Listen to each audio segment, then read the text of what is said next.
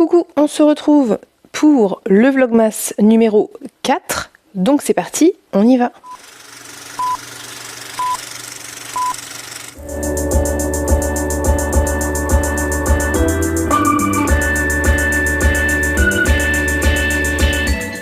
Qui dit Vlogmas numéro 4 dit ouverture du calendrier de l'Avent numéro 4. Évidemment, je suis impatiente, donc je commence par ça avant même de vous saluer et vous demander si vous allez bien. Est-ce que vous allez bien? Comment vous portez-vous en ce moment? Est-ce que vous avez des super calendriers de l'Avent à ouvrir? Est-ce que vous appréciez approcher de la période de Noël ou pas du tout? Parce qu'il y a plein de gens qui n'aiment pas du tout ça et c'est très compréhensible pour plein de raisons différentes. Dites-moi ça en commentaire. On peut faire des calendriers de l'Avent, pas pour Noël. On pourrait faire des calendriers de l'Avent, a priori pour n'importe quel événement. Bref, je vais ouvrir mon calendrier de l'Avent. Donc numéro 4, et il est au-dessus. Il est là. Et c'est encore, enfin je pense que c'est un livre. Ça, on a le format, la souplesse, le poids. Donc numéro 4. J'enlève la petite pastille avec un petit chat. Ah, mais c'est ça! Ah, mais moi, je plane à 20 000. Hein. En fait, les petites pastilles sur lesquelles il y a des petits dessins, c'est... Vous n'allez pas voir du tout, là. À chaque fois, c'est la thématique du jour. Aujourd'hui, c'est chat. Voilà. 4e jour, ça va. Il en reste quand même 21 à ouvrir. Alors, numéro 1. Un petit manga très mignon. Avec des chats.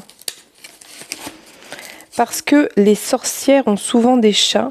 Ah, ça serait pas le chat et la sorcière grognonne ou un truc comme ça, là, je sais plus le titre. Même si celle-là pas trop. Mais elle a des champignons et des paillettes. Et ça, c'est cool. Est-ce que ça vous dit quelque chose? Moi, ça me dit quelque chose parce que je crois que j'ai rajouté dans ma wishlist il y a pas longtemps.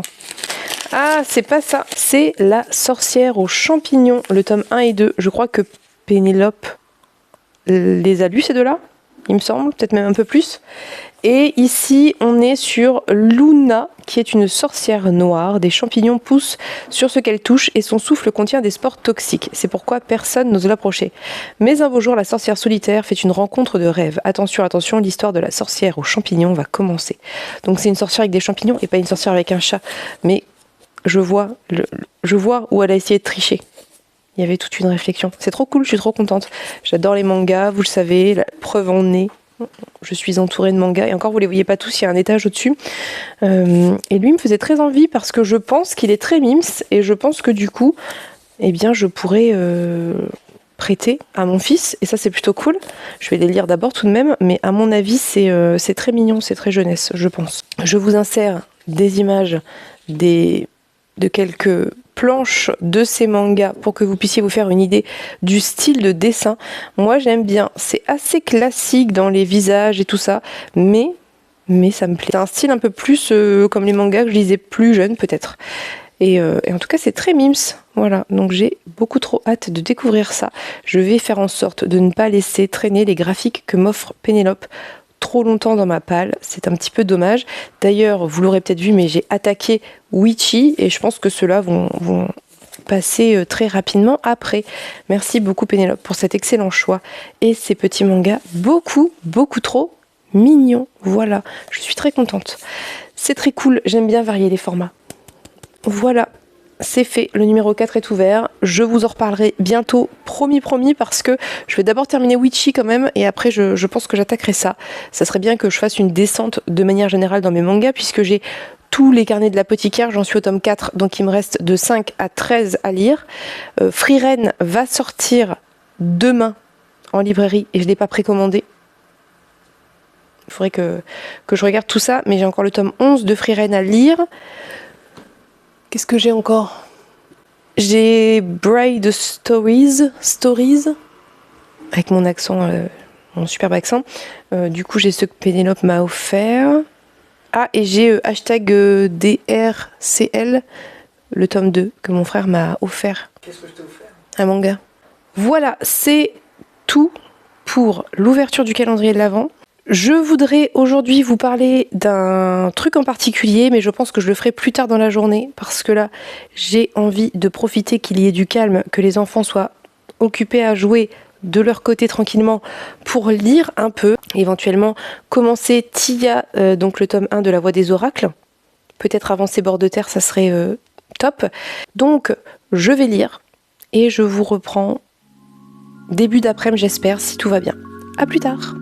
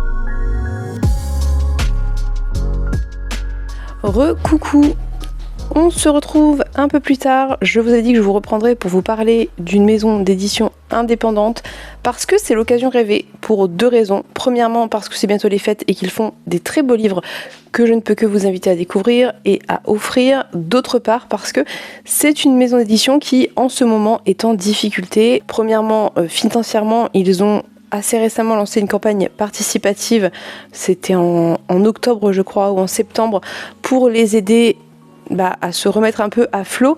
D'autre part parce que en plus de ça, manque de chance, leur site a été piraté très récemment, donc vraiment ils cumulent les difficultés en ce moment. C'est tout à fait le moment d'en parler et vous l'aurez peut-être deviné, je vous parle des Moutons Électriques. Les Moutons Électriques, c'est une maison d'édition indépendante qui a été fondée à Lyon en 2003 par, je lis mes notes parce que je ne connais pas par cœur les noms des fondateurs, André-François Ruot et Olivier Davenat ou Davenas, je ne sais pas. En 2012, ils ont fondé avec Nemos et ActuSF les Indés de l'Imaginaire, vous connaissez peut-être puisque c'est de ça qu'est né le label Helios, qui est un label poche de maisons d'édition indépendantes, ainsi que le label Naos, qui depuis a été repris uniquement par Nemos. Les Moutons Électriques, c'est une maison d'édition qui propose de très chouettes textes. Il y en a que j'ai adoré, vraiment adoré, et c'est pour ça que je veux revenir dessus et que je vais vous faire quelques petites recommandations. Et si jamais le cœur vous en dit et que vous avez envie de les soutenir, je pense que c'est le moment idéal pour leur prendre des livres. Première recommandation d'une saga que j'ai adorée, dont j'ai parlé très souvent et très récemment aussi, bien entendu, c'est les récits du Demi-Loup de Chloé Chevalier, saga en 4 tomes de ce que moi je considère être de la dark fantasy. Je sais pas si c'est vendu comme ça, mais pour moi ça en est. Ça a des vibes un petit peu au Trône de Fer, en tout de même peut-être moins dans l'action, beaucoup plus de politique et de complot et de vengeance. Donc il y a quand même moins d'action, il y a quand même moins de gens qui se font trucider à toutes les pages, mais c'est un peu dans ces vibes-là. Dans les récits du Demi-Loup, on va suivre 2 princesses qui sont nées à Véridienne, dans ce royaume un petit peu médiéval, et qui, par tradition, ont chacune une suivante. Ça veut dire qu'à leur naissance, leurs pères vont chercher dans le peuple un bébé qui sont nés le lendemain et qui deviendront presque des sœurs pour elles, elles vont grandir ensemble. Et si jamais il arrivait malheur à la princesse et qu'il y avait personne d'autre dans la fratrie pour reprendre la couronne, c'est la suivante qui reprendrait la couronne. Donc c'est vraiment un rôle très important et très particulier. Et dans chaque tome, on va suivre ces princesses.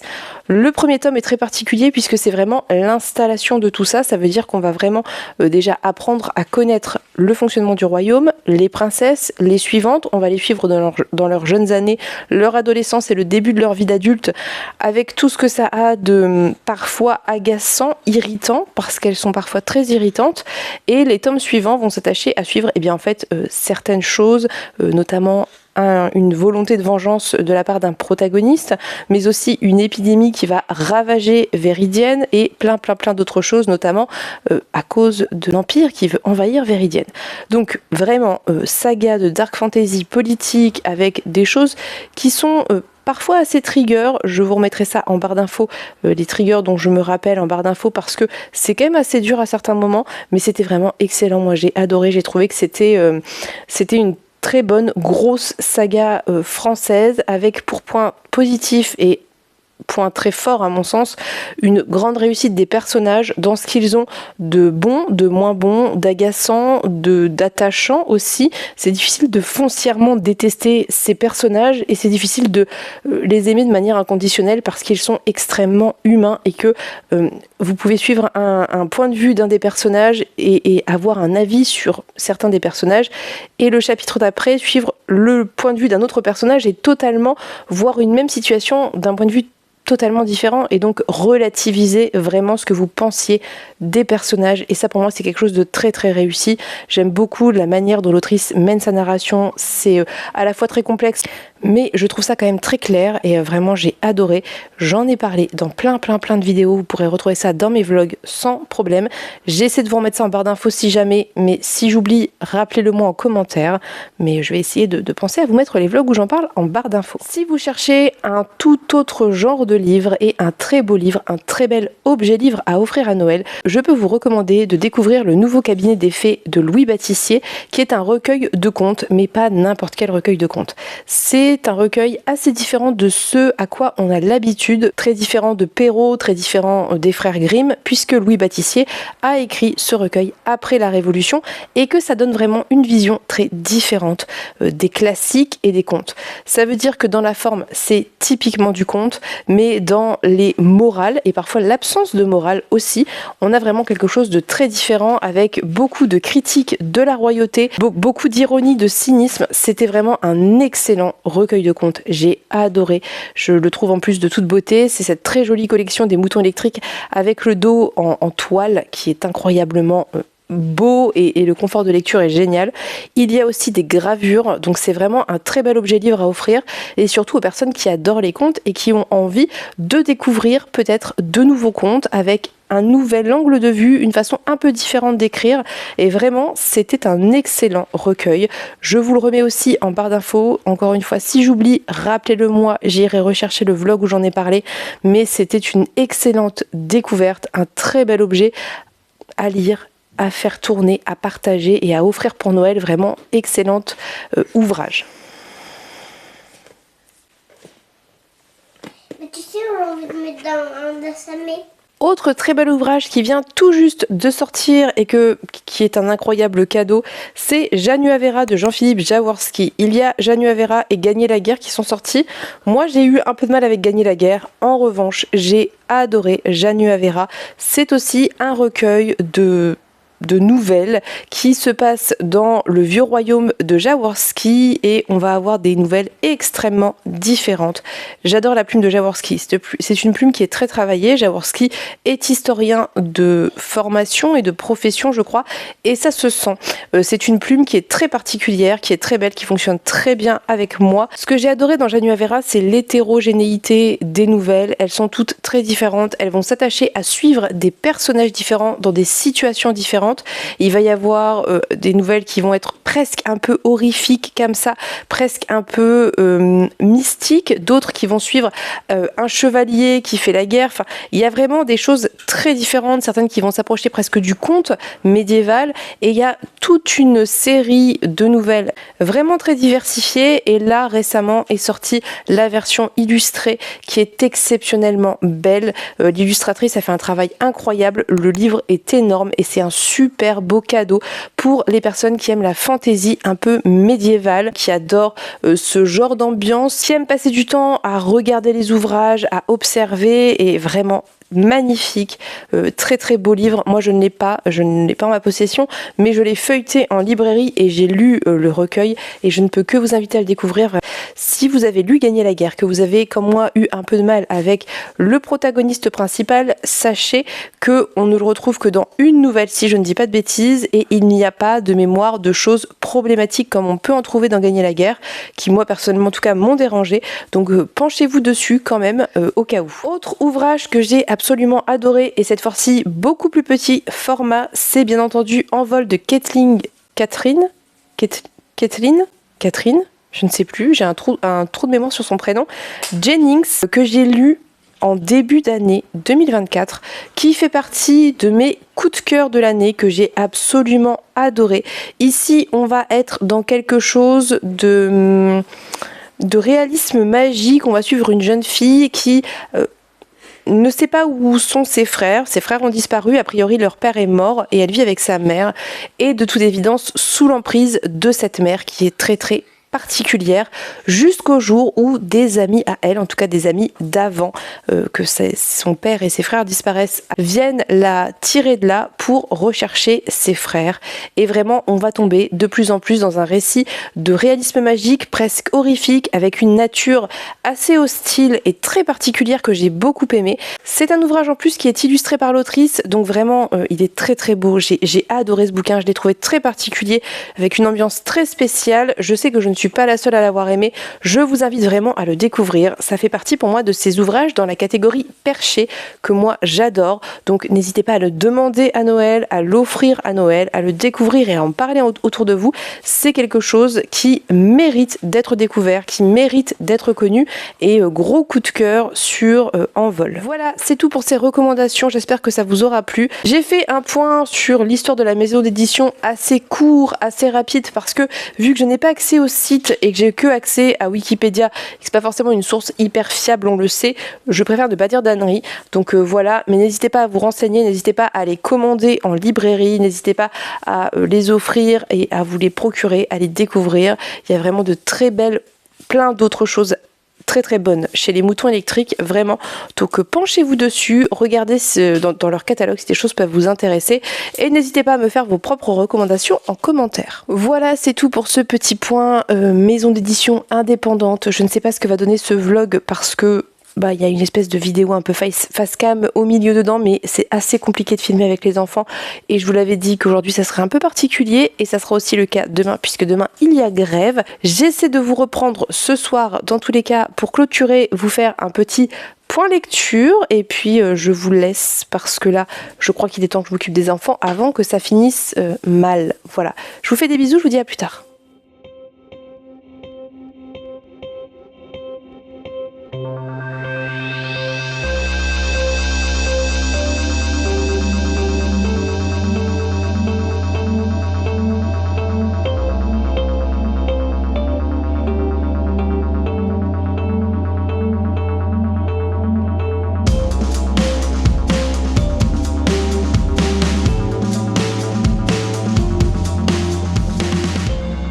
On se retrouve, il est très tard, il est au moins 1h du matin, parce que j'ai fait plein de trucs, Est-ce que je vous aurais mis des images? Peut-être, je ne sais pas, j'ai filmé mais je veux pas trop spoiler, donc voilà.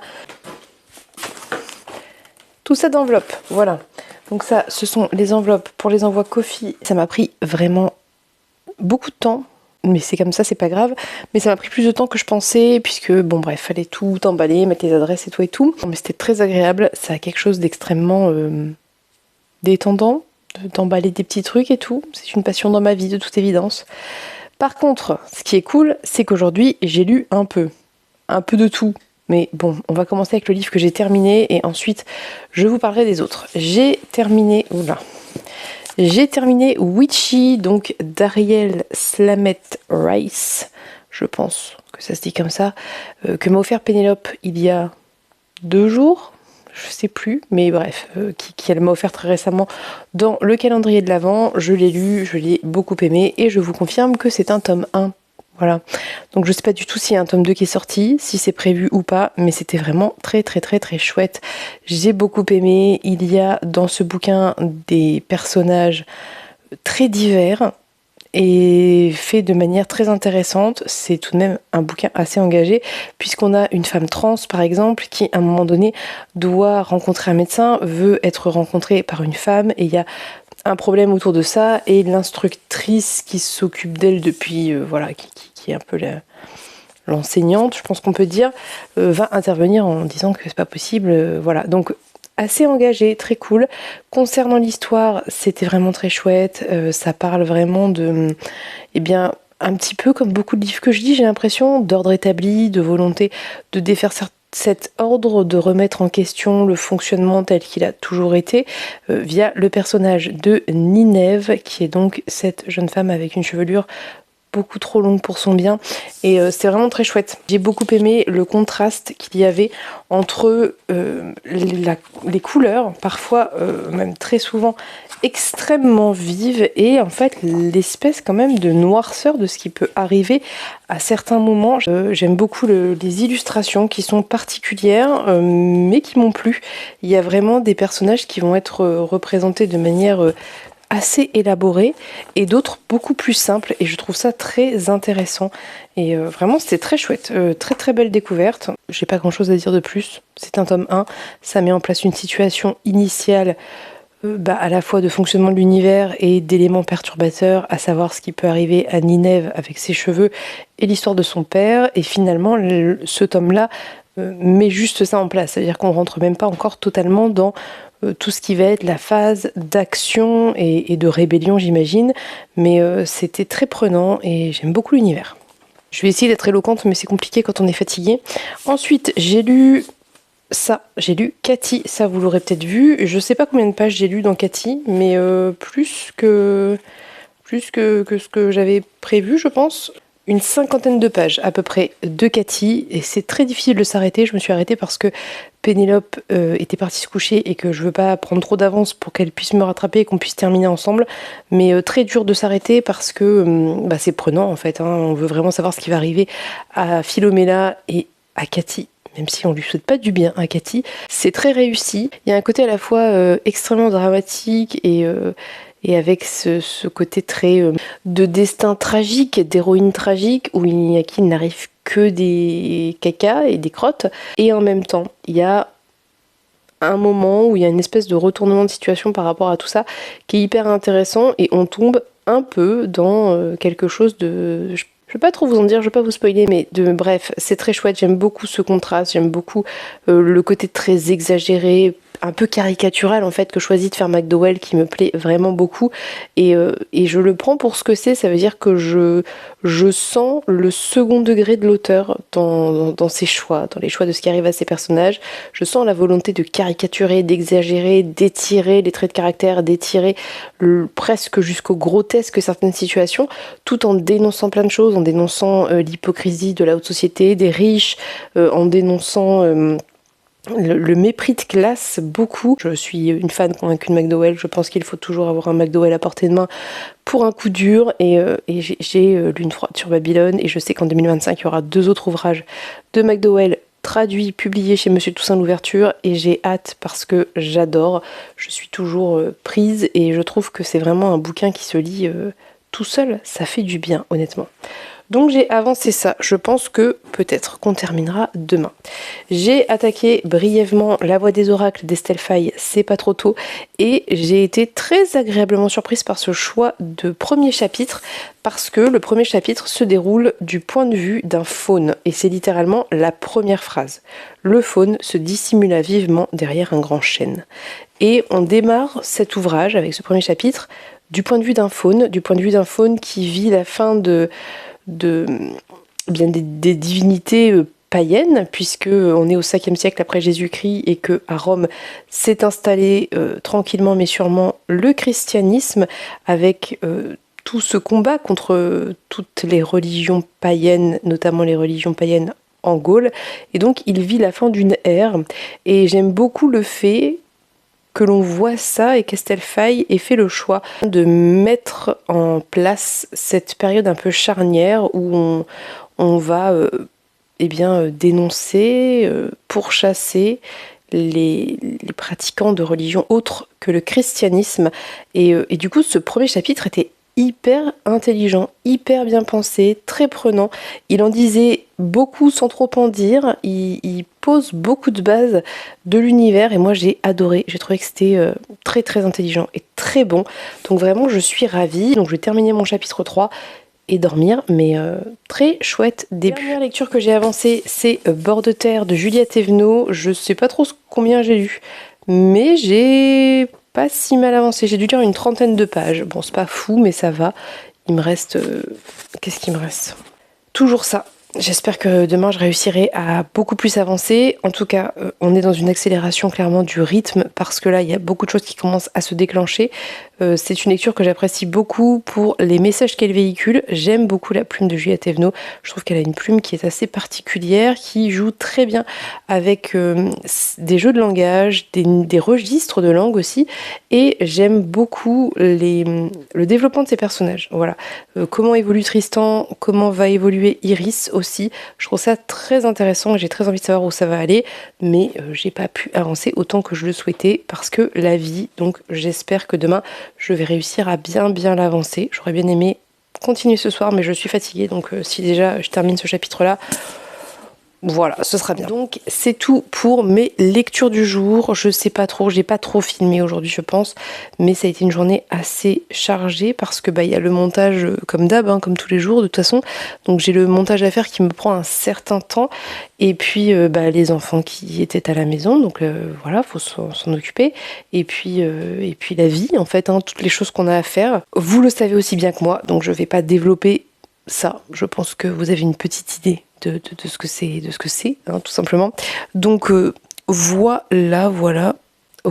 Donc je ne vais pas plus vous garder. Je vais aller me coucher parce que la lumière me défonce les yeux, littéralement, et que je suis fatiguée.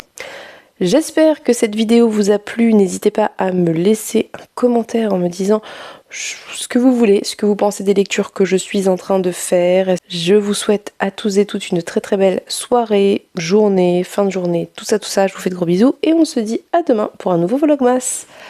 Bye bye!